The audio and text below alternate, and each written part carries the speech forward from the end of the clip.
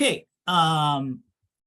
Thanks everybody for joining. Just real quick, for those of you who are new, this is over the last year, we've started the Process Champion Network. I'm Chris DeMarco. Many of my teammates here from the Business Process Management Office will also assist in much of the facilitation, but this is really about everybody. So there's always an opportunity for others to facilitate any of these meetings. We always encourage that should you be interested. So for many of you who are new, this is the roadmap we're on. So we're at the November 2nd meeting here, which we're going to focus on the big picture, what we call the process model house. We'll talk about that a bit, but it's nice to see the road and the journey. We meet every other month. We share the ins and outs of process in your unit and some overall bigger picture things. So it's nice to see the journey we've been on. So back in March, we started this with kind of best practices around process. We talked about process architecture, which is foundationally the bigger picture of what we're going to kind of grow on today with the Berkeley Process Model House. We had an active sponsorship and prioritizing process meeting back in July. We talked about process improvement on September 7th, and here we are at the Berkeley Process Model House, which is us being vulnerable and sharing something that's underway and foreshadowing something that we're going to put forth later. But it's nice to get some feedback early on. And we'll have one more meeting in January geared towards celebrating success, and then we'll re-kick off a new roadmap for the upcoming year with another 6 meetings. So it's just nice to see where we've come and where we're headed. We do realize this is all volunteer, so thanks for joining us. All your efforts are really important. So today we'll have quick introductions. There are a few new people. We'll give you an opportunity to just introduce yourself and where you are on the campus. We like to do just a quick 5 or 10 minutes for those that like to share about what's happening in your unit, both good, bad challenges in the process area. We'll have some news and updates of things happening in the broader process area, and then we'll get into showcasing some of what we're calling the process model house, which is really kind of looking at Berkeley from the 30 to 50,000 foot view from a process perspective and thinking outside organizational structure. And thinking how process can go across all the different units, departments, and the complexity of our organization. We'll end with a little poll question and see how you can give us some feedback to continue to grow the grassroots movement, which is process on our campus. So for those of you who are new to the meeting, we just like to give an opportunity for people to introduce themselves so we can understand the process family that we're building here. So if you're new, we encourage you to just introduce yourself here in the first few minutes. So I'm going to do my best to just kind of move around the room who I may know. And if you have been here and I call you out, I apologize. But Lisa, I see you first. Lisa, I know you're brand new and just reached out to us on the process front. So I'll turn it to there and then I'll kind of move across if I see people that are new. Sure thing. Let me just mute my Slack really quick. Okay. Thank you, everyone. Thank you for inviting me to this meeting. It already seems amazing. I'm so happy that there are some process champions here. My name is Lisa Hisson, and I am a new IT service manager, service management architect. For those of you who may not be aware, there is a brand new team dedicated to IT service management. Scott Nemes is the manager of our group, and he reports to David Turner. And so there's 3 of us, and currently I am becoming the process owner for change management. I will soon be owning incident as well. So these are processes that I'm trying to get familiar with how they are done here at Berkeley. My background, I just joined, this is the beginning of week 8 for me. I spent 10 years at the University of Chicago as an IT manager over research administration applications. So the applications supporting grants, IRB, IBC, conflict of interest, things like that. My development team, we did second level support. So I'm familiar with service level agreements and reporting using ServiceNow. And likewise, my background is supporting the Change Advisory Board, which is currently known as CAB. And did that as more of a backup capacity at the University of Chicago. But again, that's the main experience that I bring to the table, and I'm very happy to be here. Welcome, Lisa. Thanks for joining us. So moving across, I think I see maybe Elizabeth Next. Sure. Greetings. My name is Elizabeth Brashears. I'm Chief of Staff in the Office of the Vice Chancellor for Research. Our team has worked variously with Chris and Priya, and I've worked a lot with Mike on process mapping around the life cycle of our organized research units. We have 56 of them reporting to our office and manage everything from their startup to their well, none of them really sunset, but if they did, what would that process look like? And also a couple of other projects, and then certainly during COVID, a lot of work with Mike. So I think we're generally interested in continuing some of this work, and as we're looking at research administration improvement efforts across the campus, opportunities for mapping processes and just continuing to build the library and the house, I guess is the term, and contributing to that process. So I'm here in learning mode, and I believe my colleague Kyrie Williams from Research Administration Compliance will be joining in a couple of minutes as well. Welcome, Elizabeth. Good to see you. I think I see, let's see, who else is new here? If you are new, I see Derek Coates on here. Welcome, Derek, if you'd like to introduce yourself. Hi, how you doing? My name is Derek Coates. I'm the manager of ADA Program Access here on campus. I use the he series pronouns.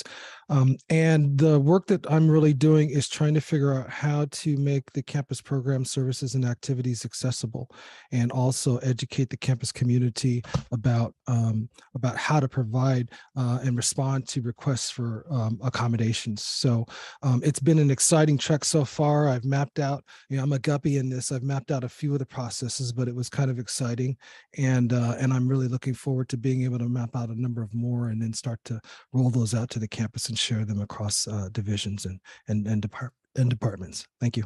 Good to be here. Welcome, Derek. Super powerful work. Thanks for all you're doing. Right. So who else is new? If I missed you, I apologize. I would just give anybody the opportunity to introduce themselves that's new here, and we'll move on.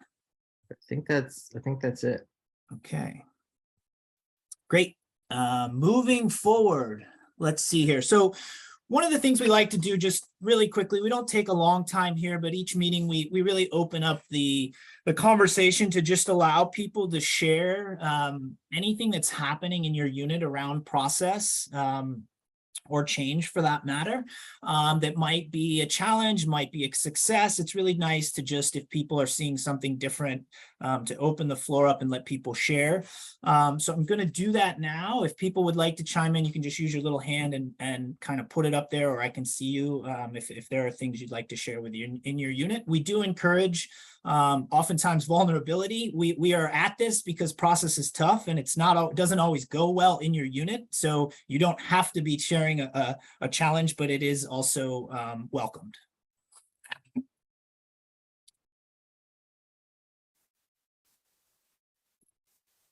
We always have crickets at this point. It's always really, so I see your hand up, Lisa, go ahead.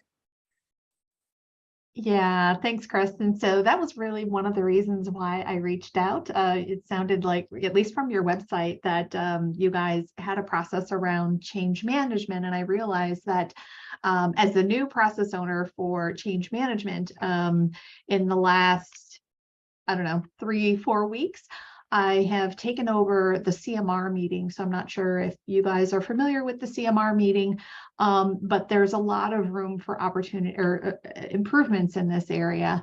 So I'm just, being open in the conversations around, what actually needs to go to a CMR meeting. What types of tickets should we approve? What is the value of having all these people attend the meetings, and is it really efficient? There's roughly 30 or 40 people attending these meetings, so a lot of opportunities. And so the first thing that we've done is we've launched a questionnaire to really just ask people for their feedback. How is the current process today? And then what we're hoping to do is really compile that information and provide some training opportunities. So we're going to be creating an ITSM community of practice. We're hoping to launch our first meeting in December. And so from there, potentially first quarter of the new year, look to streamline the process around change, make it so that people who need to be aware are aware through the application if possible. And then really just try to understand like the level of communication that needs to go out versus another efficiency opportunities. So again, just it's because we're new to Berkeley as well, we're just wondering what the appetite is for change. And that's one of the reasons why I reached out to you guys. Perhaps you have some good insight as to how this could be successful, given that we're a brand new team and people in general don't like change. So For sure. For sure. Yeah. Thanks for that, Lisa. We can definitely help you. For starters, you can go to the business process management website and kind of take a look at the change management process. We've worked towards getting it to fit our culture. Our office has gone through ProSci, so we pull some tools from ProSci, but we really needed to fit our culture, as you know. So we can talk offline. I don't want to take everybody's time here, but glad to know there are a lot of change makers actually that have gone through our cohort of change maker program with the Berkeley Public Health here on this call. So we welcome all them as well. That's been really exciting. So they can also be support and structure for you. There's a growing appetite, as we know, for change. It is not stopping, especially in higher education. So I open up the floor to any others who want to share anything else about their unit. Yeah, I think Michelle might have something, unless I'm just totally called her out. Sorry, Michelle. You did, but that's okay. Hi, everyone. My name is Michelle. I'm the Director of Admissions and Recruitment for the School of Public Health and part of the Changemakers program. And I think one of my teammates, Jess, is here with us too. So Jess, if you have anything to share, please do. But we're about to close out a project to basically build out one of the pillars in our student services process architecture, which is around recruitment and admissions. And we actually started this process a couple of years ago, and it was tough getting people kind of on board and excited about using ProMap and thinking about our work from a process-oriented mindset. But with the support of the Changemakers program, we actually, I think, got a group of CSAOs that we can now call process champions and are excited to continue the work. And we mapped a couple of processes related to recruitment and admissions with them.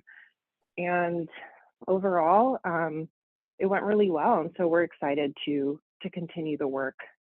But Jess, is there anything that you would want to add to that? Thanks for sharing, Michelle. I would just say a successful challenge that we're experiencing is it definitely feels like there's momentum building with the subject matter experts we've been working with. And so we're now at the point where we're trying to strategize what are sustainable ways to keep people engaged and continue to increase their commitment to documenting processes and looking for process improvement. And tying in that change management. So I think for us, we're open to ideas, and also people are afraid of the word ownership, I would say. So when we're talking about kind of like the longevity of it and then transitioning from projects to operations, I think a challenge we're seeing is like, how do we encourage people to step into that ownership role? That's Right. And for those of you that don't know what the Changemakers program is, so my team, we've partnered with Dean Liu and Shauna Van Buren over in School of Public Health 2 years now. So that we're in year 2 of a 3-year pilot of a Changemakers program, which includes some leadership sessions that the School of Public Health leadership provides to a cohort of 6 individuals. And then the BPMO team, what we've done, and we put together a bunch of training material for change management, some project management skills, process improvement skills, process management pieces, as well as meeting facilitation.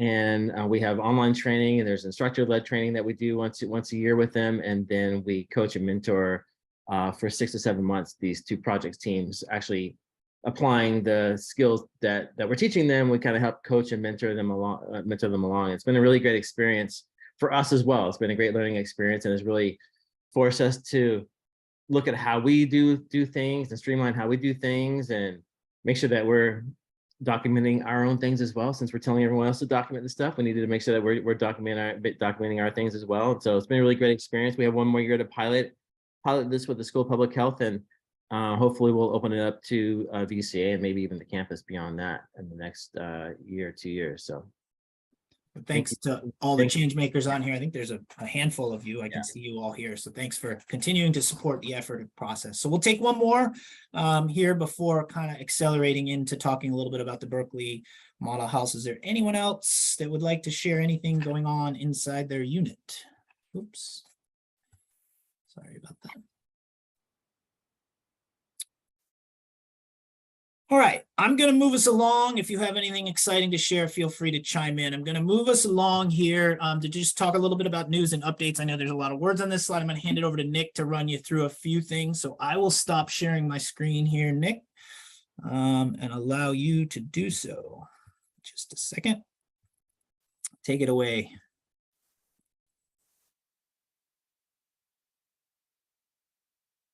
Yes, and even though there is a lot of words on the slide, we will have these available on our BPMO website, so you can always refer back to them later on. Just a couple of news and updates to keep people up to date on. Want to make sure my screen sharing. Yeah, we can see your screen. Excellent. Okay, so just kind of mentioned, we started the BPMO office hours a few months ago. We have transitioned this to now be by appointment. If you follow the link here or on our BPMO webpage, it will take you to a Google Calendar where you can reserve appointment slots. And we've expanded the scope. It used to be really process-centric, very ProMap, but you can now use that same resource to talk about project management, change management, strategic planning, KPIs, Smartsheet, meeting facilitation, so anything kind of in this area that you're having issues with, and it's an opportunity to either individually or as a group come and ask questions, and we can learn from each other and see where we can support you. On our BPMO webpage, you can see again kind of that scope of what the drop-in hours are covering, and here is the link to be able to get the Google Calendar appointment slots. While I'm here, just kind of call out also the Process Champion Network. As I mentioned, you can go to this part of our webpage and you can see past meetings. You can see where the slide decks and others will be uploaded following the meeting. So this will be on there as well. All right, moving on to ProMap. We have recently updated some things on our website where a new user can now click and fill out a Google form that will send to us, and we'll get them set up as a new user in ProMap. So they can do that directly. We've had a number of people just going through our website and wanting to be ProMap users. So that's going on healthy right now. We've also, a lot of you, if you remember when we were working with your units, the online training modules, you would work with us, we would send you an email, give you the directions on it. We've now transitioned this to be very self-directed. So again, on our webpage, there's a ProMap mini mode that walks individuals through about how to set up the profile on the Nintex community site, get access to the training modules, which ones they need to do if they want to be not just a ProMap user, but someone who's going to create and edit content in ProMap. And then how to set up a meeting with us to do the hands-on session and get them going live in the tool. So again, all of this is actually also on our BPMO website under the ProMap page. All right, moving on to publishing processes in ProMap. Now, yourselves and your fellow colleagues across different departments on campus have done an amazing job creating a lot of content and generating a lot of views on that content. But a lot of those processes are still in an unpublished state. And we're going to be kind of contacting different process owners and champions of different units to start working to make sure we get these processes published. And what this does, it does help in a few ways. One, those new users that we're bringing in as just regular general users, they can't see content unless it's been published. which means they also can't give feedback to that content. So we want to get things out there, let it be seen, get feedback, get that feedback cycle going. Even if it's not a perfect process, we should go ahead and get things published and let it be out there, and let people start interacting with that content that's being developed. Now, if there's content that hasn't been published and it's actually not going to be published, if it's something that's no longer needed, then we should actually start archiving content so that we make sure what's in our UC Berkeley ProMap site is going to be very useful, and we get rid of noise that isn't going to be helpful. One other reason that publishing process is very important is all of us have been sharing around Minimode links with the individuals we're working with. When you embed a process in those Minimode links, if they are not published and you try and navigate from one process to another while you're in a Minimode link, it actually won't show that content. So you need to publish both the one you're on and the one that it links to. This will also, publishing content and getting visibility out there will also help in the efforts you're going to hear a little bit later today, as Chris is going to talk about the process model house. So I will be reaching out, like I mentioned, to owners and champions in units, kind of sending a list of reports of unpublished content and working with you to go through that. If you have any questions, feel free to reach out to me. Last on updates, I mentioned on our last PCN that we recently had a new add-on module turned on. It was a free addition to our existing ProMap structure that we had, and it's called a training module.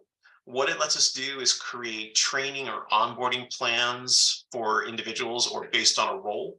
So let's say you had, I'm going to make an example like in HR, if you want to create a training courses geared to an HR partner or an HR generalist or a buyer, or whatever the role is, how you've defined it in ProMap, you can actually create content for that role. So when you bring new users in, you assign them the role, they would be assigned that training. And what this looks like actually in ProMap, as a owner of training, I can see the various courses. So here I set up an example actually of the courses that an individual who would be learning to be a ProMap content creator. Here's the training modules that a lot of you are familiar with. And we can actually see like who we assigned it to, how many's completed it, who's untrained. You can also see the training that you are in. So for the training modules, there's ways that when you assign courses, you can either set them up as being self-sign off by the person taking the course. You can require a supervisor sign off.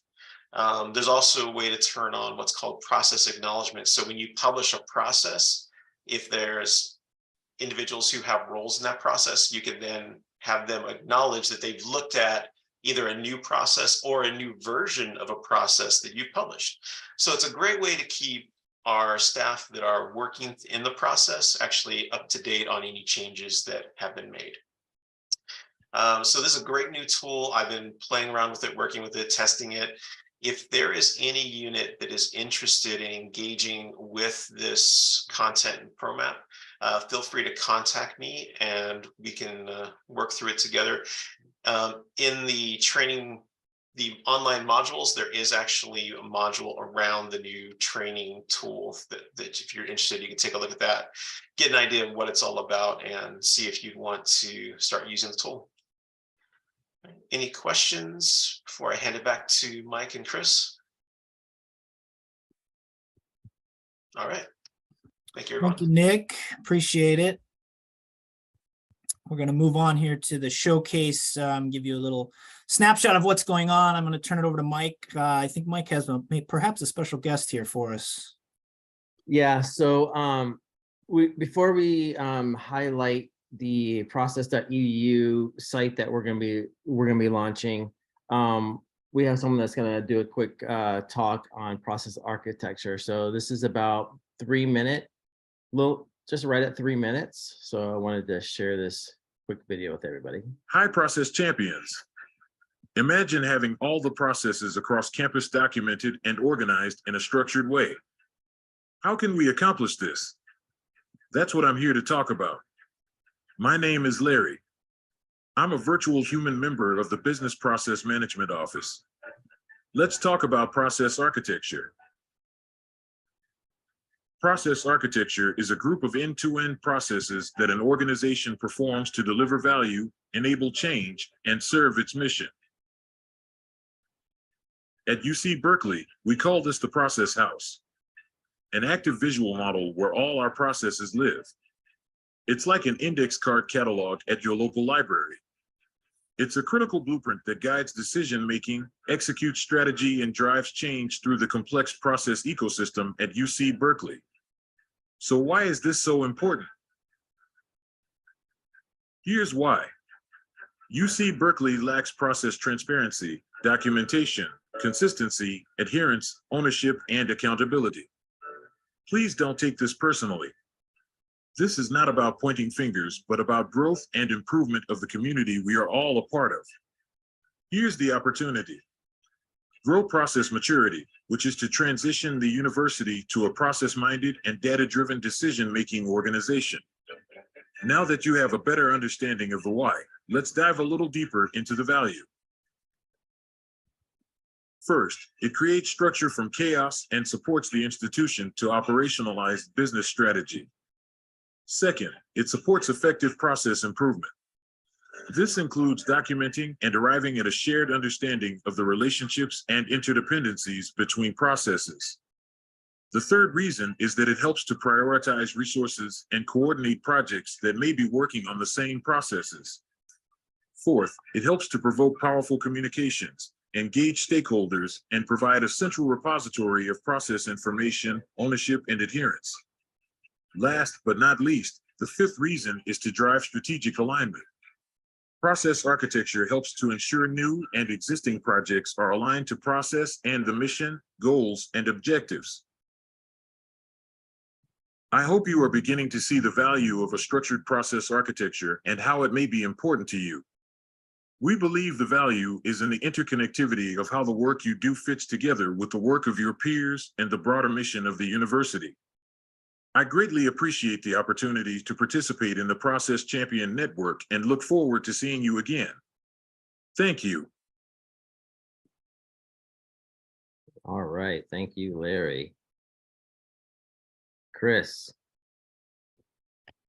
all yours.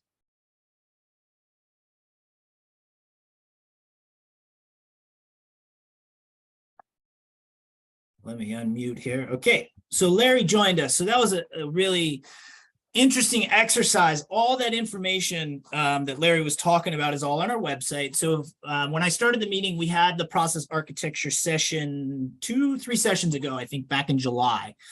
So one of the things we're going to do is kind of show you where we're headed, something that's not currently published on our website to try to get some feedback. But that exercise using Larry was a really good way for us to really try to pull out the value and the big picture of thinking about process, not only from your unit and what you do. You may have 300, 500 processes in your unit. But when you take a body of those processes and you try to think about them and where they sit in Berkeley, it's very important for us to think about that in a structured framework that allows us to really enable change. If we all move towards building these frameworks within our units, they will help us with silos, right? The one thing that goes across silos is process. We're never going to break down the silos. They are always going to exist at Berkeley. But part of this network is getting us to talk across silos. One of the biggest things is handoff. So I'm going to showcase something right now that is currently a work in progress. So I like to be vulnerable. We all are vulnerable here. So we're going to be vulnerable and share something with you. So I'm going to share my screen here again and show you the latest piece. Let me grab this up top here. Share here. Okay.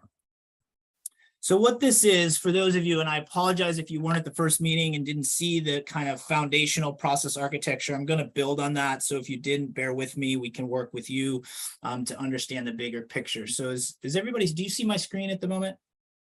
Okay. So what this is a work in progress that will be what we are referring to as the process library. So if we think and take a step back and we don't know, but it's been my goal to map every process in the university. People have looked at me sideways in every way to think that that is possible. We know that's the utopian state, and we know that that's an infinite milestone.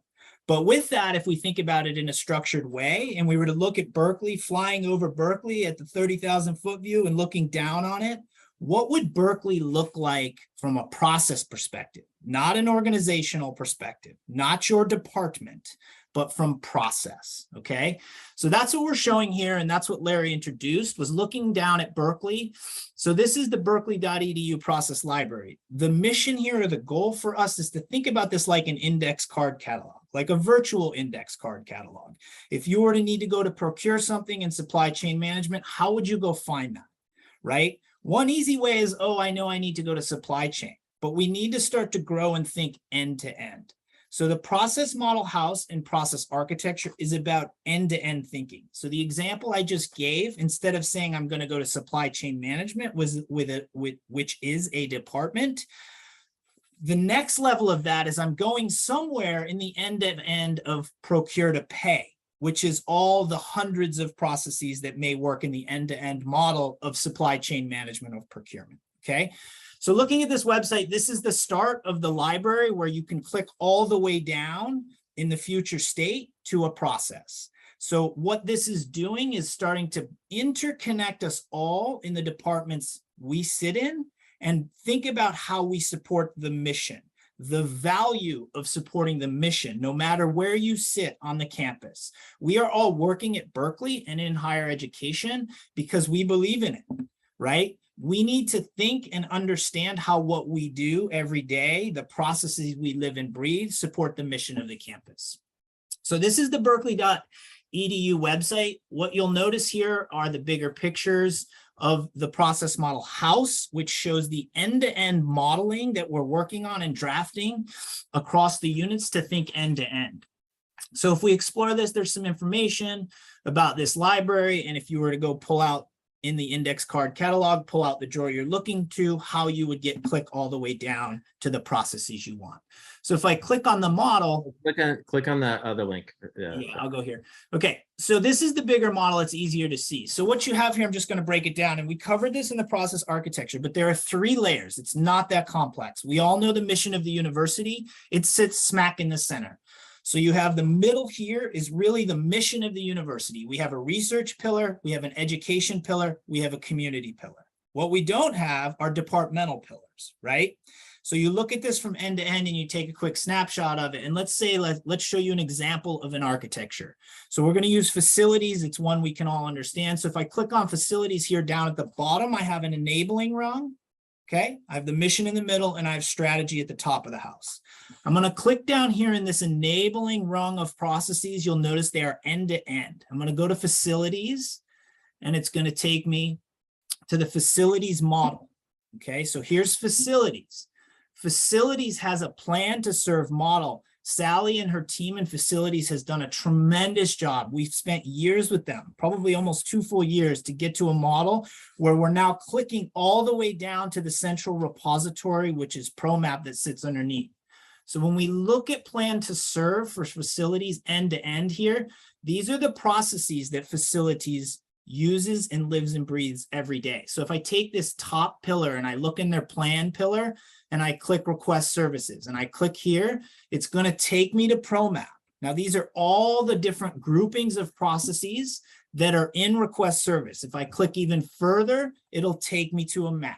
So you can see the clickable library concept that we are building. We started at Berkeley at that 30,000 foot view. We're flying the ship over. We look down and we say, hey, we need something in facilities. Facilities is in an enabling process in the foundation of the Berkeley model house. And from facilities, we got to plan to serve. And from plan to serve, we're requesting a service all the way down to the central repository that is process. So I wanted to show you that zoom in, zoom out from a process level. I think it's really important that these structures and these infrastructures that we're building, that we are calling process architectures, they have a standard approach and a standard framework. When we started the meeting today and we were doing introductions, Elizabeth is here from the Vice Chancellor of Research Office. She mentioned the ORU life cycle. Her ORU life cycle looks exactly like this, okay? She mentioned this kind of established to sunset. That ORU life cycle has a architecture just like this, and we're building out processes underneath it, one of which is a director search. It's another example that we're hoping to kind of round out and build. There are many examples we can give you that we're working on that we're hoping to get up here very soon. One of the biggest ones, human resources. Many of you know the human resources, this hire to transition model. There are hundreds and hundreds of processes in that. We're doing pretty well and tracking really well on that one as well.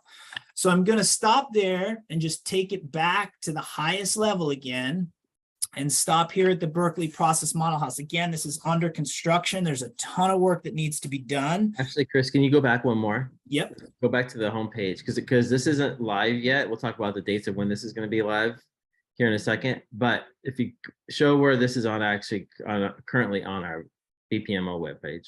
Okay, yeah. So here I have the web page, so we can get to our web page and vice versa.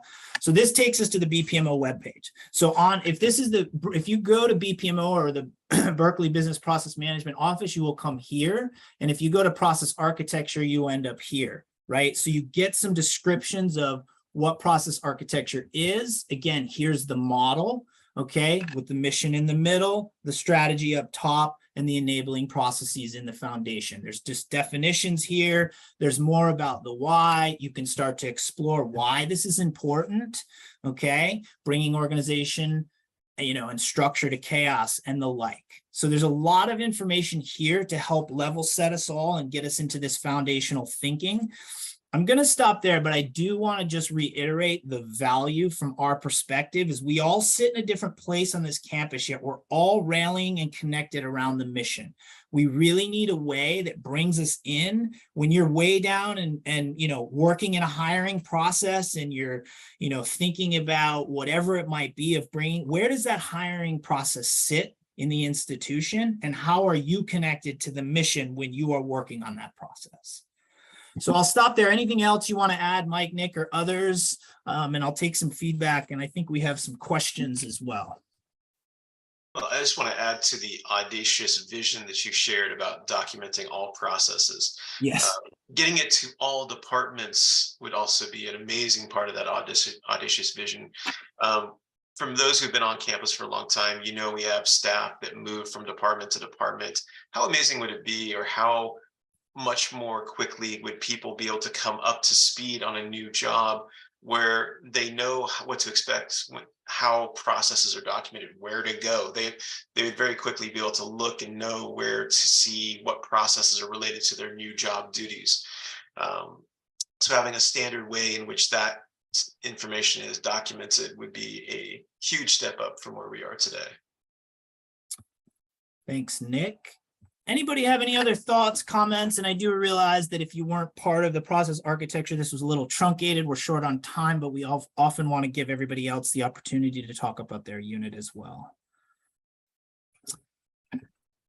So I think what we'd like to do here is I have a question up on the shared screen there, and we can just use the chat to get a little interactive in the final few minutes here. But after seeing and hearing a little bit about process architecture and seating yourself in the university with the processes, in your area, using the chat field, we just want to know what you see as the benefits or the value of having a structured approach, kind of at this modeling house level so that we all have a standard approach. And you can just put things in the chat and I will continue to facilitate the meeting through the chat, but really thinking about where you see the benefits of the process model house here at UC Berkeley. So feel free to type in answers in the chat and I will bring those answers into the meeting as they come through.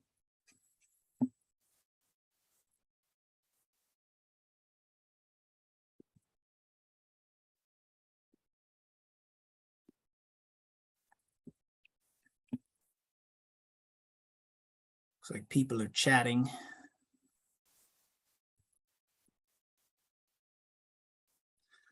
So yeah, there's some things starting to come through. So the value of the Berkeley Model House, and I'm just going to read out your answers without your names, but it says getting units to document their process in ProMap, right, has amazing potential.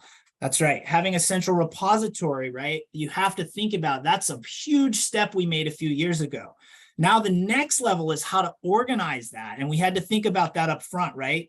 We might, I don't know what the latest data is, Nick, and you may know, but there's 45,000 process views at this point, right? There's thousands of processes in that central repository. So now how do we make that into a structured way? And that's really the Berkeley Model House, right? That's thinking about it from a structured perspective and from an end-to-end grouping so that we can really, you know, capitalize on projects that touch on these processes. Here's another one that says, again, one leading towards getting units to document in that central repository. What else? So here's another one around projects. This is a great one. This is coming from someone that works at the library. This is a really great way of thinking. There are change projects running all over the campus, and this comment is really linking what processes that specific projects are touching upon so that we can bring transparency to the processes that these projects are running so that the projects can become more efficient. That's really great. There's also something about campus process themes here connected to those projects. So that's really great. Thank you for that. Here's another good one. Someone says all houses need maintenance. The process house can make those areas for improvement visible. Very similar. That's really good. That's really great, right? So improvement initiatives, that's probably one of the most powerful comments you can make. And I'm going to say that because Nick and I and others that have tried to do process improvement on campus realize that without something where you can see up and downstream processes, oftentimes process improvement efforts without having transparency to a Berkeley Model House can get lost. You can build improvement in one area, but downstream, you might really be causing a lot of problems if you can't see what's up and downstream. Yeah. Yeah, go ahead, Mike. I was gonna say, and from Nick's chat there, you'll see how, I mean, we have over 55,000 views of just a little over 1,000 processes that are documented, right? So imagine if we have more, we have the process house where it's even more visible and we have more processes out there. So there's obviously an appetite for this. People want to see what the process is and how to do things. And so, you know, everyone talks process improvement, but if you really want to do that, to Chris's point, and you really need to understand what else is being impacted and how are you going to measure it and actually show that you're making an improvement. What other thoughts do people have in the final few minutes here? Do we have till 11:45 or are we till 12? 11:50. 11:50. Okay, we just have a few more minutes here. So I want to open up the floor also, not just to the benefits of the house here, but any feedback you have, feel free to either raise your hand and talk about it or put it in the chat. As you're aware, we are sharing something that's in a future state that's not published now, but we're driving towards having this structured framework in this process library, process.edu, process.berkeley.edu up and running here, hopefully by February, and working with each of you to help round out the different end-to-end architectures.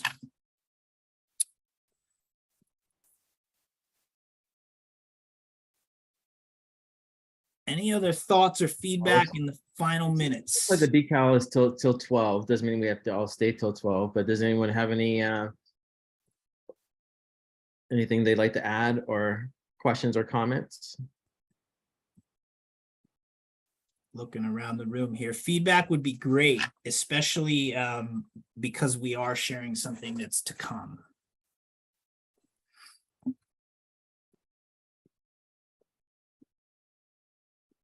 I see a hand up, Allison. Hey, thank you. You had mentioned there was, I think, a link to ask for help to get help from your organization. I know I can email any one of you, but is there like an official form people would fill out to engage you guys? I'll turn it over to Nick. There's a couple ways. The appointment slots are one, but Nick, go ahead. Yeah, so actually on our BPMO website, if you just go to contact us, there's a Google form where we get lots of inquiries that way from users on campus, ones we've worked with in the past or entirely brand new relationships that are just starting that way. So you can use that, you can use the office hours, and as you know us, you can email our team. And Mike, do we have the team email published yet, or is that still a work in progress? Yeah. I'll put it in the chat, but it's BPMO, okay. It's BPMO at berkeley.edu. You can use that as well. So there's multiple ways. The contact form, office hours, email any of us directly, or BPMO at berkeley.edu. We did get a request, I noticed yesterday on our forum, to join the Illuminati, which I thought was very interesting. I just wanted to share that. Said someone requested that they would like to join the Illuminati, and that Yeah. came through today. So I just thought I'd share that with the Process Champion Network, because we all thought It was a non-Berkeley email. it was a non-Berkeley email. But some of this stuff is just, it's good to bring to the meeting and share challenges and vulnerability and bring some smiles to people's faces. So, in the last few minutes, I just want to open up again. Elizabeth, yes. Yeah, just sort of thinking about what Nick was saying about sharing out processes. When you engage with a unit to do this process mapping, is part of your process talking with them about their dissemination plan? Because it's amazing to see that all of these units have built out ProMaps. But did they put that up on a website somewhere? Because there's a lot of buzz going on right now in relation to the new reducing bureaucracy task force that the Rice provost has charged.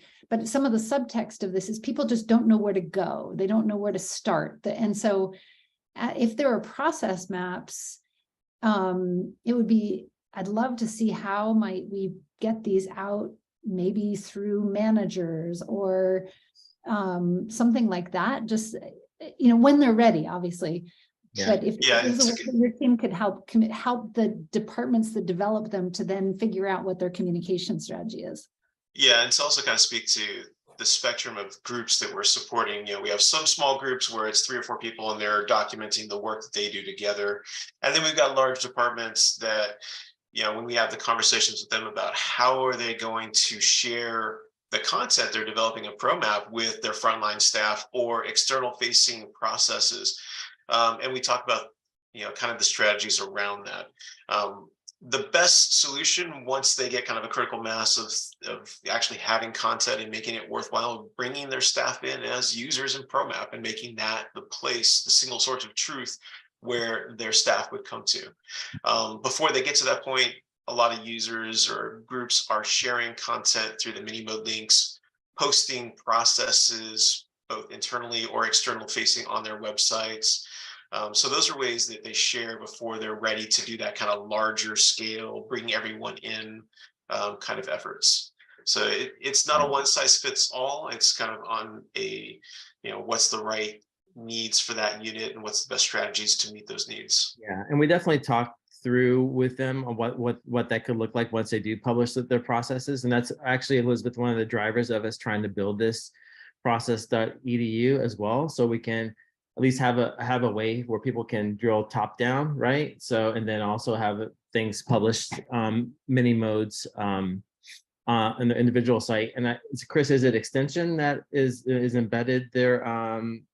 You want to talk about extension real fast? I think I don't know if I thought that Amy Barron Chung was on here, but one of our just model units of a really great champion has been University Extension. Their process architecture is really powerful, and they're actually at a place oftentimes, I think, if Amy's on here, correct me if I'm wrong, but Amy's the lead champion there. But they're hiring people that either have ProMap experience, they have that level of maturity built in, and they also are able to bring new users right into ProMap.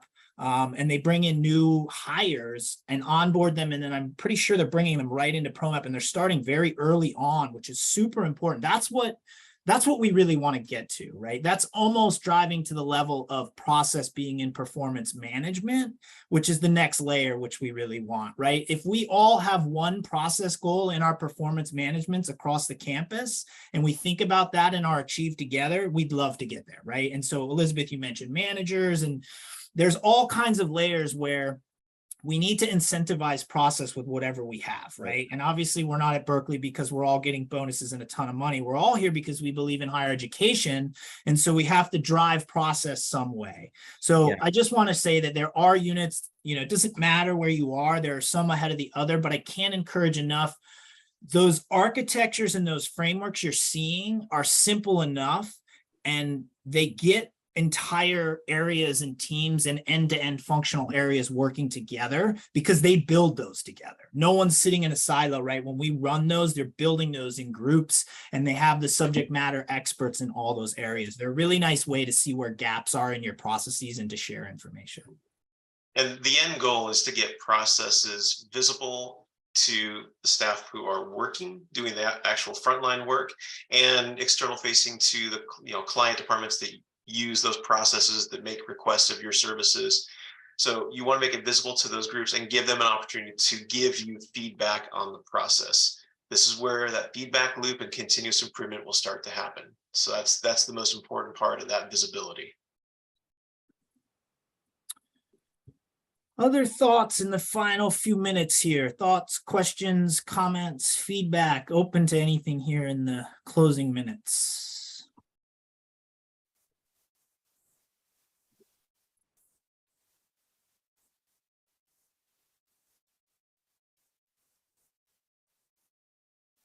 Anybody have any comments about Larry? Was Larry beneficial?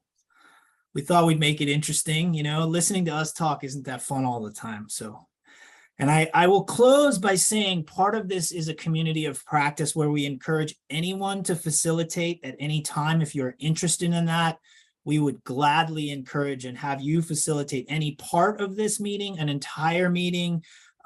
This isn't about us. This is about us providing a framework to talk, process, and change. So if that's something of interest, if there are topics on the new roadmap, which we have one more on celebrating success, but it's nice each year we put out a new roadmap. If there's a topic that resonates with your heart and you want to talk about that topic, great. We built this set together with the group as to what we thought were good ideas. We put a call out there. So I do encourage those. I mean, this is a safe area. You can be vulnerable. You don't have to be an expert facilitator. This is a place to grow. We all, no one's going to laugh at you, right? That's part of the reason why we put Larry out there, was to encourage others to facilitate as well. So I think part of building a grassroots, if anybody has ever built a grassroots community of practice around something, it's not easy, and it also can be really fun depending on the group you have. So we do encourage others to facilitate or step outside if that's something or an area you'd like to work on. So that's always an open door. I think I say that every time I have the opportunity to facilitate here, but that's always an open area for you. So with that, if there are no further comments, I want to thank everybody for their time. Many different avenues for you to reach us if you need, including those appointment slots. We offer them weekly, but our website at BPMO as well. If there's anything you need or anything that you didn't want to share here, you can reach out to us at any time. Well, with that, I will close the meeting up, and we look forward to celebrating success at our upcoming meeting. I think in another couple of months, we end here on January 18th. We'll do a celebrating success, and in that one, we'll talk about the roadmap for the future year as well. So thank you all for your time. We really appreciate it. Spread the word. Continue to live by the power of process. There's something that's never going to stop, and that is the need for a process. And there's another thing that's not going to stop, and that is change. And those two things live together. Process allows efficient change. I'll leave you with that, and we really appreciate it. Hope everybody had a happy Halloween if you were out there trick-or-treating, and enjoy the rest of your fall. We will see you in January. Thanks, everybody. Thank you. Thank you.